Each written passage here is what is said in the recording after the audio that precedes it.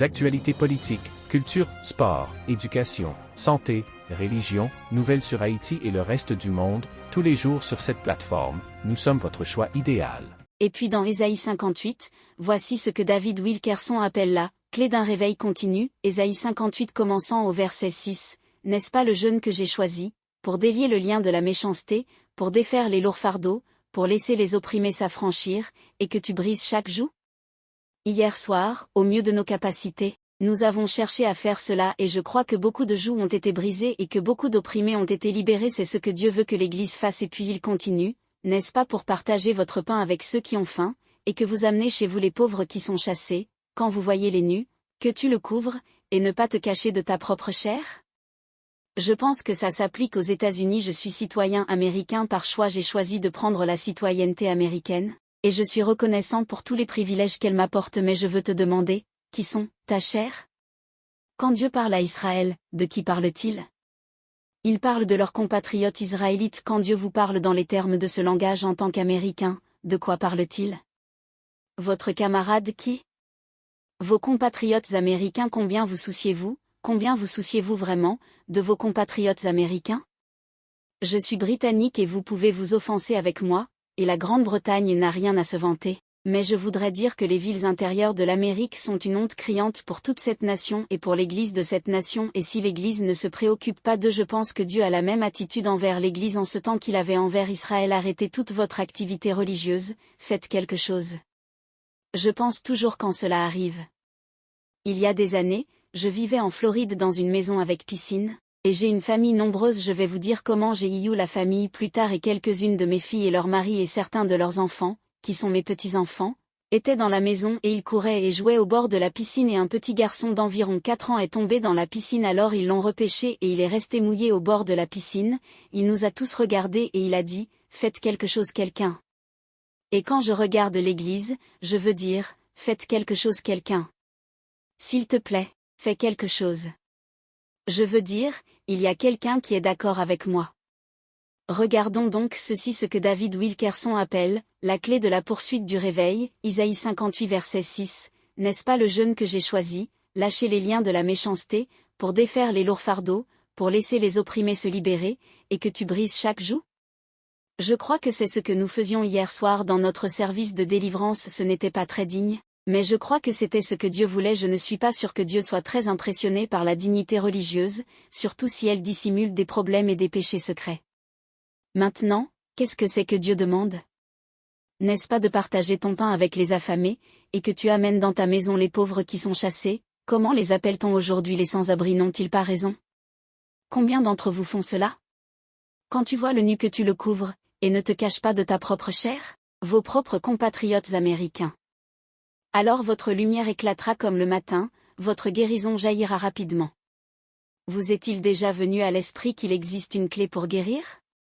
Parfois, nous devons faire quelque chose pour libérer la guérison de Dieu. Dieu dit, si tu fais ce que je te demande, je libérerai ma guérison, elle viendra rapidement, ta justice ira devant toi, la gloire du Seigneur sera ton arrière-garde. Alors tu appelleras, et le Seigneur répondra, tu pleureras, et il dira, me voici. En d'autres termes, Dieu garantit la prière exaucée sur la base de notre action, ce qu'il exige. Et puis dans Ézéchiel chapitre 16, et c'est vraiment l'une des déclarations les plus remarquables dans la Bible parce que c'est une déclaration sur le péché de Sodome, et si vous ou moi en tant que lettrés de la Bible devions être demandés quel était le péché principal de Sodome, nous répondrions à l'homosexualité. Il est remarquable que lorsque le Seigneur énumère les péchés de Sodome, il ne mentionne pas l'homosexualité. Nous regardons dans Ézéchiel 16 verset 49, ces paroles s'adressent à Jérusalem et le Seigneur appelle Sodome une sœur de Jérusalem. Ézéchiel 16, 49, regardez, c'était l'iniquité de votre sœur Sodome, elle et sa fille avaient de l'orgueil, de la plénitude de nourriture, et de l'abondance d'oisiveté. Elle n'a pas non plus fortifié la main des pauvres et des nécessiteux. Il n'est pas fait mention de l'homosexualité, n'est-ce pas remarquable? C'est très, tout à fait comme la culture américaine contemporaine. Ai-je raison?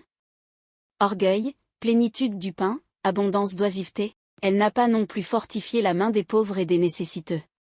Maintenant, je vous suggérerais, et c'est une déduction, que ce genre de culture produira toujours de l'homosexualité et je crois que c'est ce genre de culture aux États-Unis qui est la cause profonde de la formidable recrudescence de l'homosexualité. Ce genre de style de vie produira de l'homosexualité mais l'homosexualité n'est pas le péché racine, c'est le fruit du péché. Le péché racine est abondance de nourriture et d'oisiveté, et ne pas prendre soin des pauvres et des nécessiteux. Les conditions à Sodome qui ont produit l'homosexualité, exactement les mêmes conditions sont en train de produire l'homosexualité dans l'Amérique contemporaine. S'il vous plaît comprendre, je ne justifie pas l'homosexualité, c'est un péché terrible, horrible, mais sa cause profonde est une sorte d'égoïste, l'auto-indulgence qui est, pour dire la vérité, caractéristique de l'Amérique contemporaine. Ai-je raison?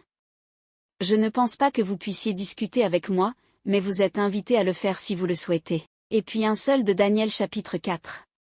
Daniel, chapitre 4, et, verset 27.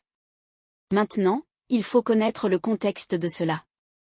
Nabuchodonosor, le roi, avait fait un rêve terrible dans lequel il voyait un arbre abattu avec seulement le moignon laissé dans le sol, et il se rendit chez son ami et conseiller, Daniel, et Daniel dit, « Le roi Nabuchodonosor, tu es l'arbre. Si vous ne changez pas vous allez être abattu. » Et puis Daniel offrit quelques conseils très simples à Nabuchodonosor, comment éviter le désastre qui arrive? Daniel 4 verset 27, par conséquent, ô roi, que mon conseil vous soit acceptable, rompez vos péchés en étant justes. L'Hébreu dit, par la justice, vous voyez, c'est la repentance, ce n'est pas un processus lent graduel. C'est briser le péché et le remplacer par la justice, c'est ça le repentir. Et puis il dit, et tes iniquités en faisant miséricorde aux pauvres. Alors, comment Nabuchodonosor aurait-il pu prolonger sa prospérité? En faisant miséricorde aux pauvres, il ne l'a pas fait. L'arbre a été abattu, et il a enduré le jugement qui a été révélé dans le rêve. Pourrait-il être vrai de l'Amérique contemporaine, que nous puissions reporter ou mettre de côté le jugement de Dieu par la justice et en faisant miséricorde aux pauvres? Après tout, nous sommes une nation riche. Nous pouvons nous permettre en tant qu'individus d'être généreux et je remercie Dieu, et je dois dire que le peuple américain a été merveilleusement généreux envers moi. Je ne parle d'aucun sentiment de besoin ou de plainte. Je crains que l'Amérique ne se dirige vers le jugement et le désastre et qu'il n'y ait qu'une seule façon de l'éviter et c'est la façon dont Daniel a dit à Nabuchodonosor, brisez vos péchés par la justice. Un changement complet du péché à la justice, du noir à la lumière et en faisant preuve de miséricorde envers les pauvres. Vous est-il déjà venu à l'esprit que cela pourrait être ainsi que nous pourrions éviter ou reporter le jugement de Dieu sur les États-Unis? Pas une institution politique, mais nous, l'Église de Jésus-Christ, en faisant preuve de miséricorde envers les pauvres. Je vais parler brièvement de mon expérience personnelle à la fin, et vous pourrez alors me défier si vous le souhaitez.